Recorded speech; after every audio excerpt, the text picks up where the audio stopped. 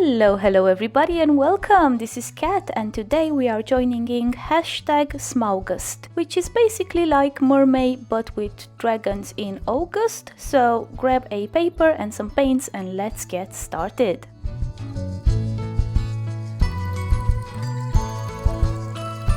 If you couldn't tell already from the thumbnail of this video, we have a sub-theme to this video, which is everything goes wrong. And the first thing that did go wrong was the line art. I sketched it with a very light pencil and because of that the camera didn't pick it up. So unfortunately I can't share that footage with you, but this is the sketch and we'll just get on with painting.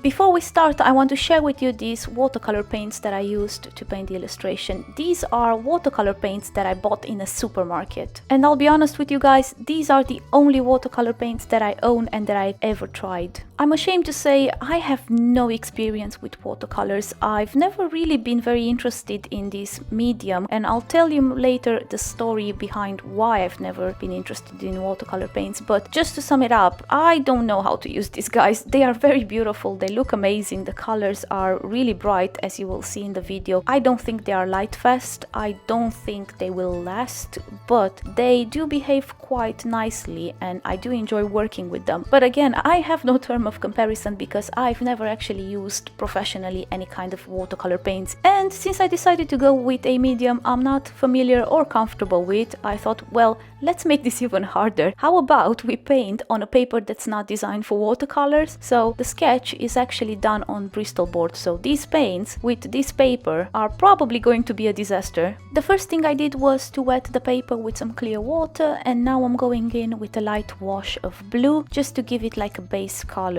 The color scheme I chose for this dragon was supposed to be mainly blue with some hints of green, but as I progress with the video you guys will see that I'm gonna add other colors in, and I think it was a smart choice in the end because I'm quite happy with the way it ended up looking. I didn't make any kind of preparations for this video. I didn't do any kind of swatches or trials beforehand to see how the colors and the paper will behave. I just went in blind basically. So there was a lot of adapting and trying new things on the spot as I was painting, because that's when I basically realized how the colors were reacting with the paper and the water, and there was a bit of adjusting to my technique, but it wasn't anything premeditated. As I said, I just went in and kind of did the best I could with what I had. One major thing I had to adapt to right away was the fact that the colors would not be absorbed by the paper. Bristol board is a very smooth paper and it doesn't have the same quality of absorbing the colors and spreading them in water like watercolor paper does. So I couldn't rely on the paper to do the work for me, to basically blend and smooth out the edges like I would normally expect it to do if I were to paint on a watercolor paper. So in order to overcome that problem,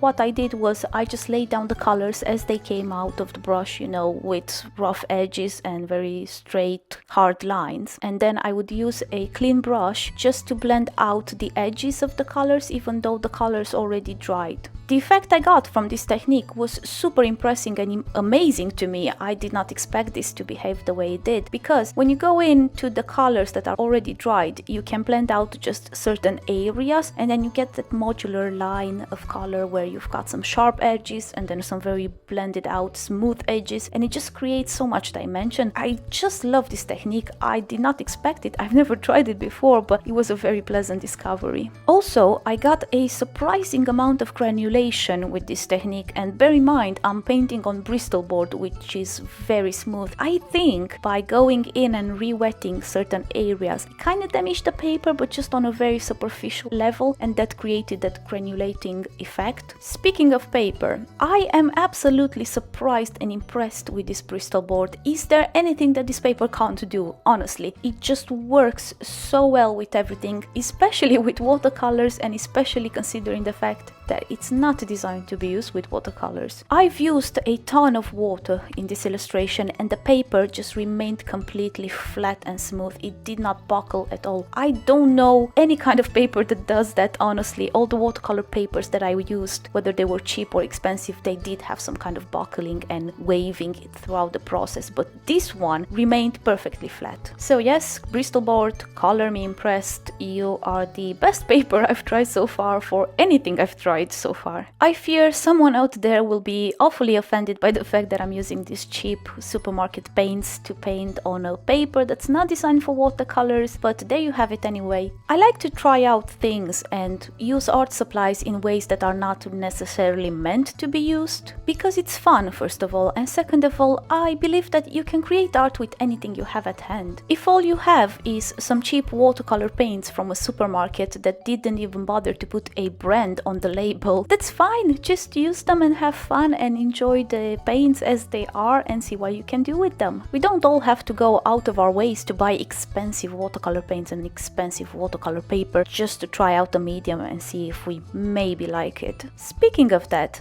I want to foreshadow a video that I wanted to make for a long time, and that I hope it's going to be ready maybe in the next few months or so, which will involve me buying and unboxing and testing out some very expensive watercolor paints and watercolor paper and brushes. And when I say expensive, I mean Daniel Smith and Schmincke and Archie's level of expensive. So yes, I'm really looking forward to that time when I will actually have the money to buy all these things and try them out on camera for you guys. At the moment, all those beautiful goodies are sitting in my basket on Jackson's website, and just with the bare minimum of what I think I need, the overall cost is £85. So I've been staring at that basket for a long time now, and I just can't find it in me to buy all those expensive watercolor paints, given that I don't even know how to use them. But I will buy them. I am determined to try them out, and even though they cost an arm and a leg, I am saving up money, and when I have enough to feel comfortable to indulge in this expensive shopping spree, I will purchase them all, and then we can glare at the beautiful expensive babies together and try and make something with them, and hopefully, fingers crossed, they will pay off. Back to the painting.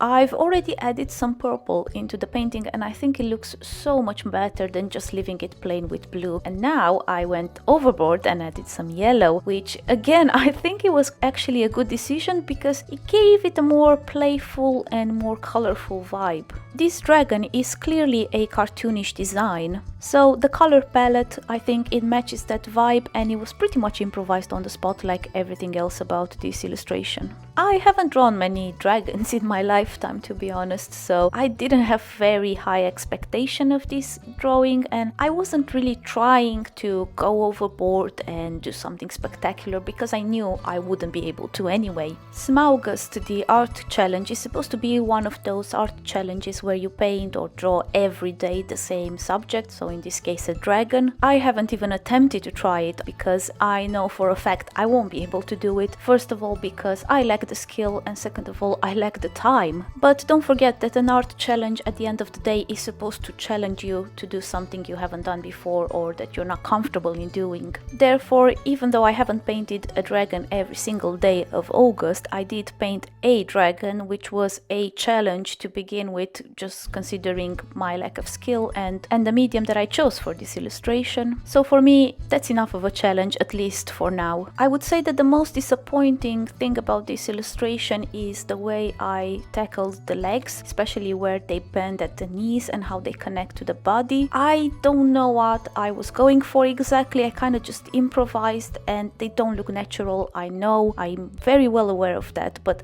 I don't know how to fix it at this moment. So if you have any suggestions for me, any advice on how I should or could have done the legs better, please leave a comment in the section below because I would really love to hear your opinions. And I wouldn't mind at all if any of you want to fix my art and basically redraw this in a way that you think it would look better and more natural. At the beginning of this video, I told you guys there was a reason why I wasn't really interested in watercolors and I never got to experiment with them much. I want to share this story with you because I think it's a great example of how easily we are influenced as children, and then we carry on those influences into adulthood, and they can really seriously affect our lives or the way we perceive different aspects of life. I used to attend an art high school, which by all accounts is kind of like a normal high school, but it has a lot of art related classes included in the normal curriculum. One of the many art classes that I took was History of Arts. The person who was teaching this class was an elderly gentleman who I considered to be one of the best teachers I've ever had. He was a very respectable, intelligent and very knowledgeable person in all things regarding art. So as his student, I had a lot of